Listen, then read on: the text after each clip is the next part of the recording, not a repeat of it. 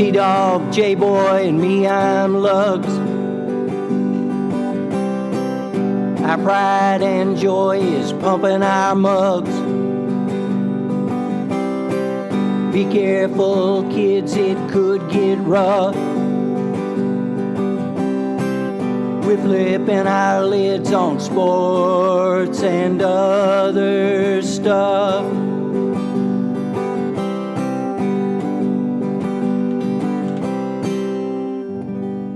Welcome to Sport Weasel Central. I'm Lugs. I'm J-Boy. And I'm T-Dog. Yes, that's right. This is Sports and Other Stuff. You're here again this week, and we love you. All right, NFL Week 1 is in the books. What we thought, what you saw. Every team in the NFC West was a winner. Did you guys see that? And every team in the NFC North was a loser. Yikes. And then there's the second-year quarterbacks. Excitement, especially for Joe Burrow of the Bengals. And did anybody see that Packers loss coming down the tracks? Oh, my. And oh, gosh, college football. Now, we've got a lot to talk about. Let's get started with college football. Take it away.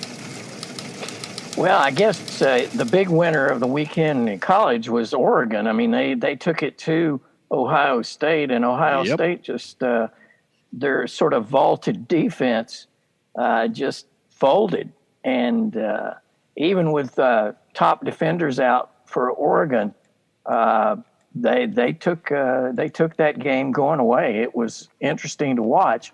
So I've badmouthed the Pac-12, 15, 24, whatever it is or is going to be for a long time. But I got to say, they won a game. UCLA beat LSU. Yeah. And now Oregon has beaten Ohio State. So I'm going to have to eat a few of those words. Yeah. It'll be interesting. I'm hoping for Iowa to stick it to Ohio State if they play this time around. I'm not sure if they do, but to me, it's either Penn State or Iowa in the Big Ten. Wow. So, to win it? Yes. Oh, wow. He's already. Because you got to remember, it feels like maybe you don't.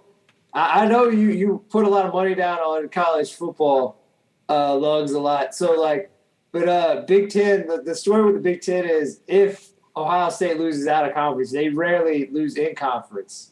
So that's but I will agree with you. Their vaunted defense for a lot, for a lot of our existence, since they lost the Boses and Young, and obviously I'm sure it goes beyond that. Actually, last year, and to be fair, it was a bizarre year. Not to say this year won't be bizarre too, but their defense, if you go back to last year, they weren't that great either.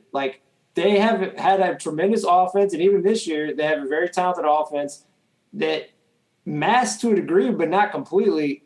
A defense, at least by Ohio State standards, it's below average.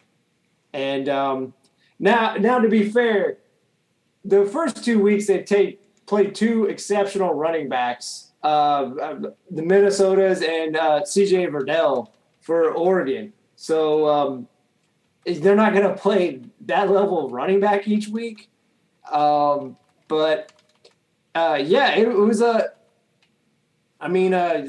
the score is 35-28, but if you really watch that game, Oregon really controlled it most of the time. And like you said, they were without Thibodeau, their vaunted pass rusher who's probably going to go early in the first round next year.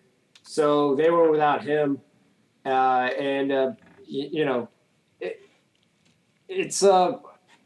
C.J. Stroud, even in the loss, I mean, he looked great. But like we said, it's not him. I mean, you look at what Freifogel at IU did to them last year, even though, again, they didn't win. They gave up a decent amount of points. They're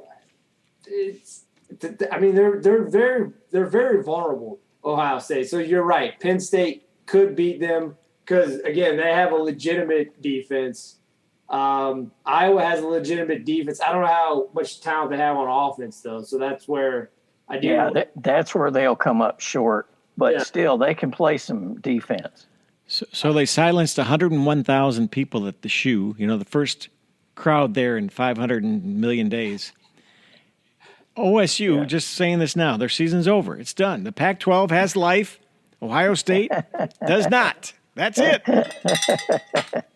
Well, to be fair to Jay Boy's point, not that there wasn't going to be two spots for these teams anyway. With the way Alabama and Georgia has looked, two spots are filled up by the SEC if Oregon can run the table. Because to be fair to these lugs on this, the thing the Pac-12 has done these last few years is they have a team that looks like they could slide into the four, and they usually trip up somewhere. That's going to be the narrative from here on out with Oregon.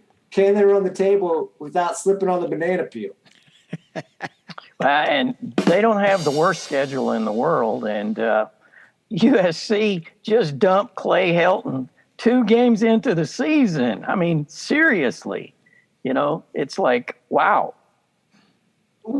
Well, you look at what they did this week against, the way they lost to Stanford. And to be fair, Stanford, who lost the week before, was not the Stanford of week 1. They made a quarterback change, and in doing so, hold on a second.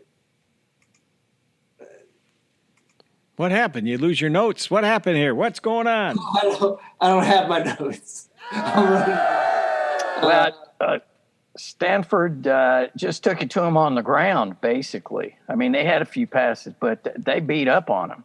I mean, it was not even funny. Well, they ran for 145 yards rushing, but they made the switch to quarterback McKee. He had 234 yards passing, 2 touchdowns, and that game was not even close. I mean, obviously the score indicated that as well. And what was strange to me about the firing was he's like, I'm sure he's got a winning record, like almost double wins compared to losses. But that lets you know all it takes is just that real bad look for a couple of games, and people are ready to pull the plug. And Lugs, this whole thing plays into your hand, man. This whole thing. You and your SEC dominance crap.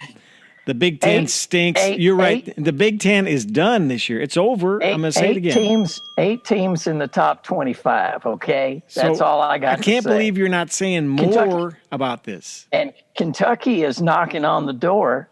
I mean, I'm liking it. I was just going to say your future SEC team, Texas, kind of did they, just go under. I mean, Arkansas stuck them.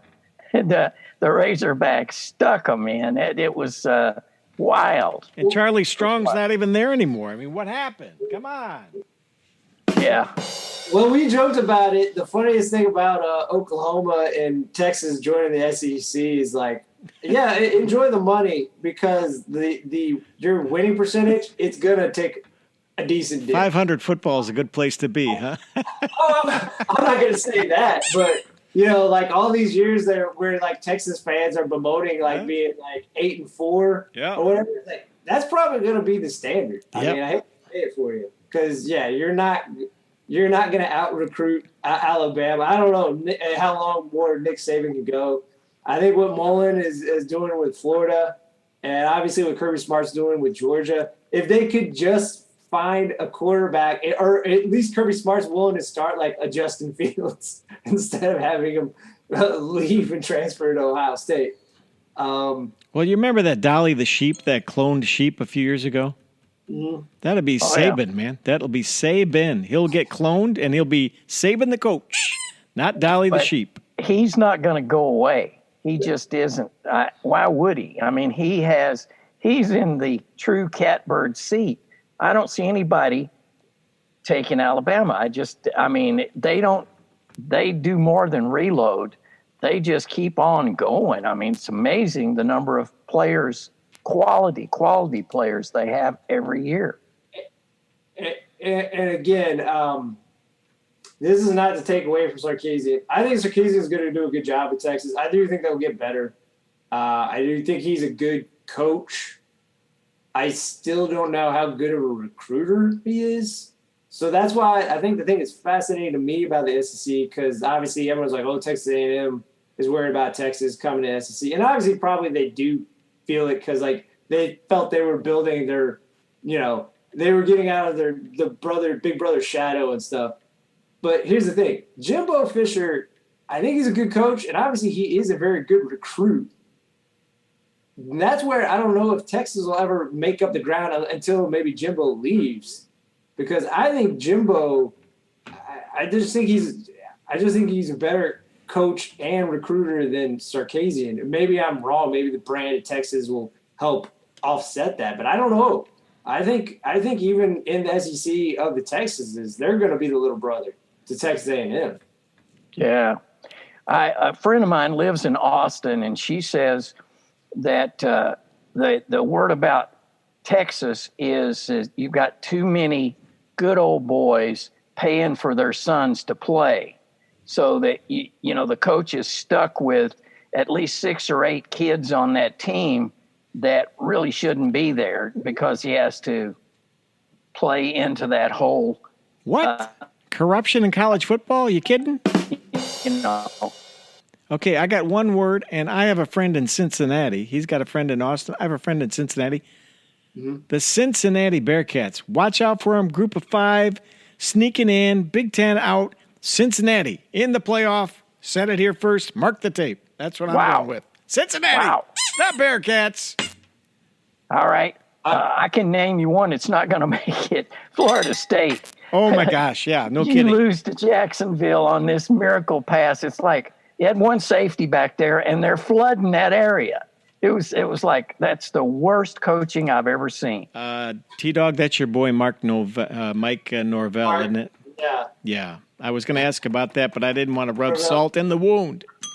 To be fair to him, hey, we don't have to be fair to him. He messed up so bad. I want to be fair to him because obviously. And he's not a friend of the show, man. He's not a friend of the show. He's a friend of me. Okay. He has a friend in Florida. I forgot. Yeah. You've got a friend in me. But I'll say this. I'll say this about him. If it is, and to be fair, he should have called a timeout if they had a timeout. I don't even know. That was. This goes back to what the what was it, Raiders Jets game where it was God, who was the one? If they played the right defense, I mean, again, the only way they could win, because they were up by more than a field goal, right? The only way they could win was a touchdown. Right. Why didn't they just have like 3 people on the line and everyone else just drop back in zone? Exactly. They had one safety back there.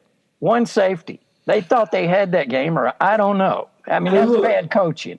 I'm not giving the player, because obviously considering the disparity probably in the recruiting and maybe even the quote unquote athleticism of a Florida State guy to a Jackson State guy, I don't know the disparity. Maybe there isn't that much of one. I'm not going to completely give him a pass, but I put that more on the coaching and the players. All these people that want to kill the players, that's bad coaching.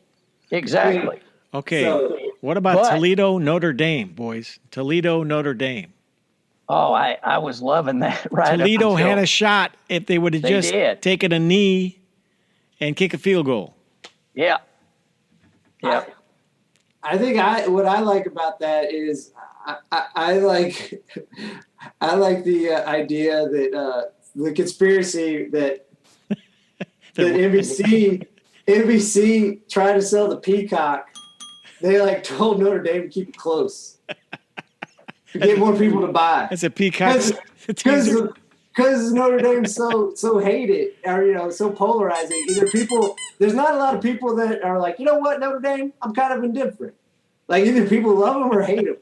So they wanted to get all those people buying, like how people who used to buy Floyd Mayweather pay-per-views to see his brain get in. It never happened. But people that want to pay to see Notre Dame get beat.